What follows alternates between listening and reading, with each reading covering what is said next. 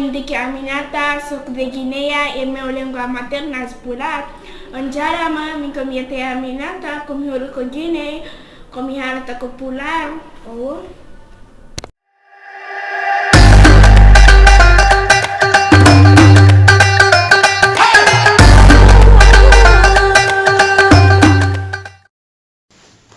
Assalamualaikum, min ko wiyetemi ko Yagoba Diami ko Sénégal, o wonmi ko Belpouje, o haalami kanko Pular, jogimi ko duuɓi 13. Hola, MD Yagoba soc del Sénégal, ting 13 anni, pisca Belpouje, a mia lingua materna es Pular.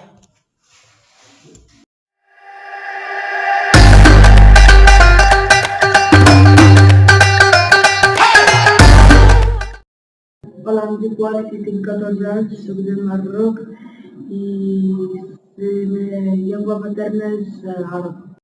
Assalamu alaikum, min ko wiyete Abbas, Sénégal jiyami mbiɗo jeeya ɓe ɗo o salminama école institut.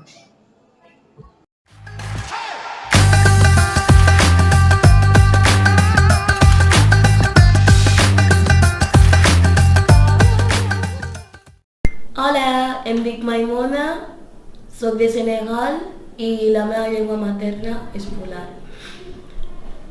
Mimi vete ko Maimuna, mi hori ko Senegal, e lango kala mi gallameno ko Pular.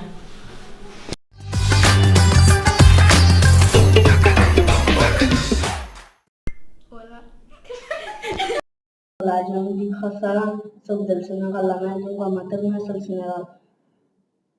Mi complar, mi complar, con yo digo 12 ans.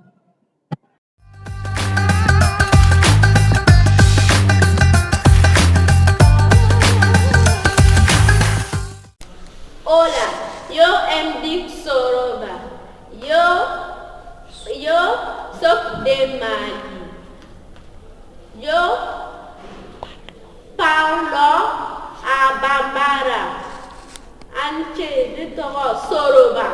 Ne bɛ bɔ Mali la. Ne bɛ kuma bamanankan na. Hola, yo dic Husa, tinc 12 anys. Mira aquesta! Em dic Amadou, soc del Guinea, parlo Pular. On jarama ko Amadou minete ko Guinea Conakry woni ko amin.